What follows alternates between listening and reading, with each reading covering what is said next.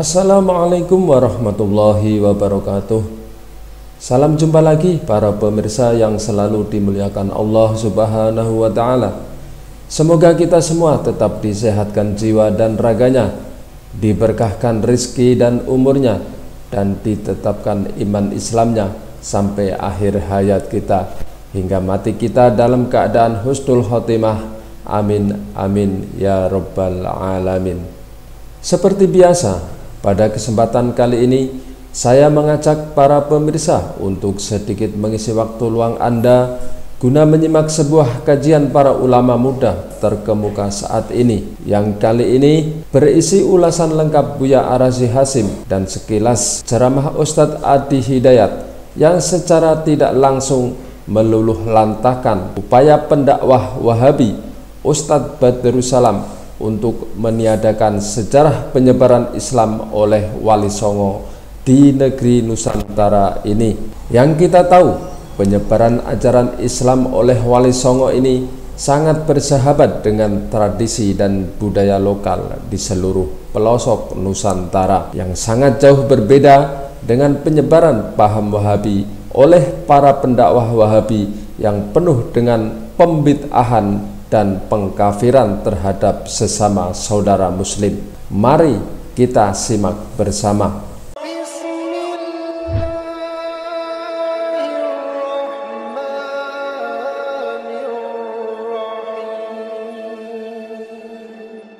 Dia ini bohongnya levelnya sudah tingkat dewa ini Pak. Ada salah satu ustadz di YouTube berani ngomong dan berbohong atas nama keilmuan. Apakah tidak? Saya sudah meneliti sekian tahun, nggak tahu 10 tahun 15 tahun dia ngomong, dan saya tidak menemukan adanya Wali Songo. Wali Songo itu nggak ada bukti yang otentik. Sebelum bilang nggak ada, lihat dulu. Lihat, pahami, baca kisahnya, pelajari, ambil inspirasinya. Kalau ada yang meninggalnya, doakan seperti antum datang ke makam Uhud. Datang ke situ, antum doakan, cerita di situ, selesai. Seperti antum datang ke makam Nabi, berdoa di situ, bahas sekitarannya, pulang, selesai. Semuanya kata sepuh kita, kata ini kita. Mana? Ujung Jawa Tengah ke Lasem, saya tunjukkan. Ini dulu ada Sunan Bonang di sini. Teman-teman sekalian, nama aslinya ini, asalnya begini, ininya begini, ininya begini. Dari mana taunya? Apakah itu fiktif? Ayo kita lihat. Susuri tempatnya. Ini tempat beliau. Ini tempat awal merapatnya. Ini tempat keluarganya. Ini pas sujudannya. Sampai saya hitung berapa anak tangga sampai ke atas ya. Yang merawat tempatnya itu sampai ke sujudannya. Yang merawatnya namanya Pak Abdul Halim. Begitu antum naik sampai ke atas, sebelah kiri. Di situ antum temukan nanti yang pegang kuncinya Pak Abdul Halim. Apakah Wali Songo meninggalkan buku, tulisan? Bukti-bukti yang bisa kita saksikan sampai sekarang adalah bahwa adanya tinggalan-tinggalan berupa makam-makam dari para wali, dan kemudian tradisi yang terus ada, seperti ada kolektif memori ya, dari masa dulu sampai sekarang ya.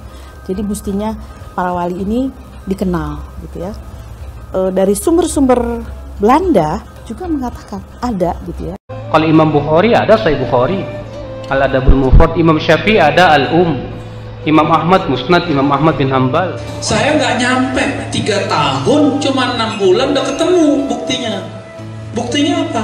Buktinya dia mungkin nggak belajar yang disebut ilmu filologi dan ilmu arkeologi. Tapi nggak ada kitab Sunan Bonang. Adanya Sunan Abu Daud, Tirmidzi, Nasai, Ibnu Majah. Kalau orang-orang umum senangnya pakai arkeolog, gali-gali tanah ya, berdebu-debu kayak yang di Mesir itu kan, orang gali-gali piramid ya. Tapi ada ilmu yang lebih menarik untuk orang kampus, namanya filologi. Sementara kitab Sunan Bonang nggak ada, Sunan ya Gunung Jati nggak ada. Makanya apa? Ya, karena tidak ada bukti yang otentik tentang Wali Songo, kita tidak bisa memastikan. Kami susuri Pak, sampai ke Aceh Pak. Aceh, dari Aceh. Kami kunjungi makam Syekh Abdul Rauf As-Singkili. Datang. Terus saya terangkan taklim dulu. Syekh Abdul Rauf itu masuknya ke Aceh seperti ini. Kemudian menyampaikan begini, risalah Islamnya begini. Setelah itu kita datang. Mana buktinya beliau ada? Kita kunjungi. Sampai ke tempat makamnya, dari kuburannya. Masuk ke situ kita berdoa. Saya pimpin doanya. Begini cara berdoanya. Sampaikan begini, begini, begini. Sudah, ayo kita pulang.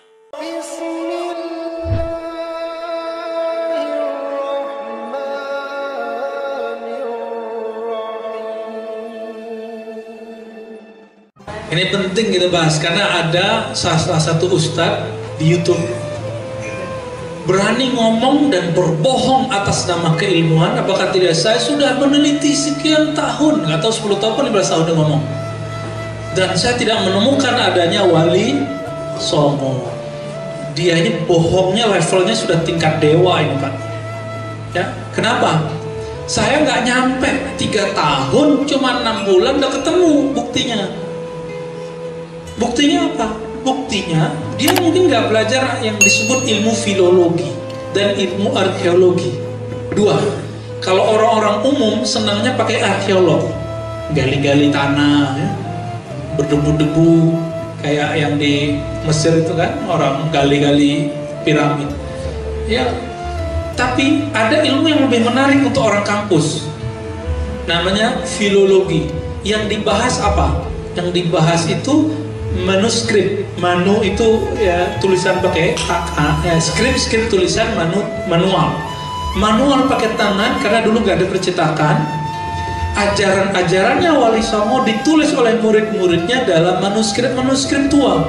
Ada yang berbahasa Arab, ada yang berbahasa Arab Pegon, tulisan Arab Pegon, ada yang pakai Hana Caraka, ada semua. Nggak nyampe 3 tahun kita bahasnya, apalagi 10 tahun seperti dia ngaku. Masalahnya dia baca apa sih gitu, kok dia nggak tahu. Yang paling gampang siapa? Di Tuban itu ada seorang ulama namanya Maulana Ibrahim As-Samarqandi Al-Qurashi. Dia keturunan Rasulullah. Orang sana nyebutnya Asmoro, Mbah Asmoro, padahal namanya As-Samarqandi, ya begitulah. Makanya orang nggak tahu lagi sama masa lalunya, karena disebutnya pakai nama kampung Asmoro. Nah, Kiai Asmoro atau Mbah Asmoro ini nama aslinya Sayyid, ya, Sayyid Ibrahim As-Samarqandi. Sayyid Ibrahim As-Samarqandi ini lama di Gujarat, asalnya Samarkand, Uzbekistan, tapi keturunan ulama-ulama zuriat Rasulullah di Yaman. Syekh atau Sayyid Ibrahim ini melahirkan anak namanya Raden Rahmat alias Sunan Ampel. Sunan Ampel punya anak lagi yang di Tuban, pulang lagi ke Tuban tuh anaknya, namanya Sunan Bonang. Nanti ada Sunan Derajat, Sunan, itu keturunan dia semua. Kita punya silsilahnya. Ketemu di mana? Ketemu di manuskrip. Bisa kita buktikan ke Perpus Nasional kalau nggak percaya. Perpus Nasional lantai berapa gitu, dulu lantai 4, nggak tahu sekarang ada perubahan, lantai 7 atau lantai berapa sekarang. Itu ada gudang perpustakaan manuskrip. Jadi tulisan tangan yang sudah berumur 5 abad itu ada di situ. 4 abad, 3 abad, 2 abad, 1 abad ada di situ. Di tanah Sunda muncul Syekh Abdul Muhyi Pamijahan. Tahu? Syekh Abdul Muhyi bukan Pamijahan yang di Bogor, tapi Pamijahan yang di daerah apa tuh, antara ya, Cirebon sama Tasik itu ya. Itu ada, itu ajib itu orang ya. Di Sunda, tapi di Cirebon sendiri muncul yang lebih tua. Syarif As-Syarif, nama aslinya pakai As-Syarif, sama dengan As-Sayyid. As-Syarif As-Sayyid itu keturunan Nabi. As-Syarif Hidayatullah. Kita punya daftar sanadnya semua, silsilahnya kebaikan Nabi punya. Dan dia yang membawa Sahih Bukhari, Sahih Muslim ke tanah Jawa. Maka gelar anaknya, karena ngaji di Gujarat, ngaji di Mekah, khatam Sahih Bukhari. Yang boleh ke gelar Maulana itu khatam kitab hadis Pak. Digelarilah Sultan Banten, Sultan Maulana Hasanuddin. Jadi Maulana itu bukan nama, itu gelar ulamanya sebagai ahli hadis, bukan ahli hadas. Ahli hadas itu ya, ini jelas, ini ahli hadis, pembawa Sahih Bukhari. Ternyata di Aceh sebelumnya atau bersamaan sudah muncul Syekh Nuruddin Ar-Raniri dari Raner, tapi ibunya orang Melayu, konon begitu ya. Dia menjadi Syekhul Islam di sultanahnya raja sultan yang ada di Aceh. Ini ada Pak Albani, ini orang Aceh, orang Medan Pak. Medan Pak ya. Itu di sana sulit, tapi dulu sampai ke Medan itu kekuasaannya. Mereka sudah mengajarkan Sahih Bukhari. Itu dosen saya, namanya Profesor Dr. Oman Fatur Rahman, pernah mengkaji dan membuat semacam jurnal ilmiah tentang Sahih Bukhari yang dibawa oleh Nuruddin Ar-Raniri. Udah ada semua.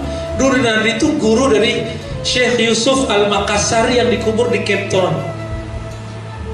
Afrika Selatan. Orang Makassar Pak, gurunya ini nyambung semua. Situ aja nggak tahu, segitu sama dia ya.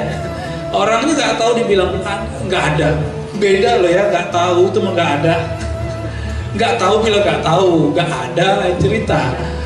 Jadi gitu Pak. Bapak orang mana Pak? Surabaya. Ya nyambung lah kali. Tapi matanya sipit Pak ya.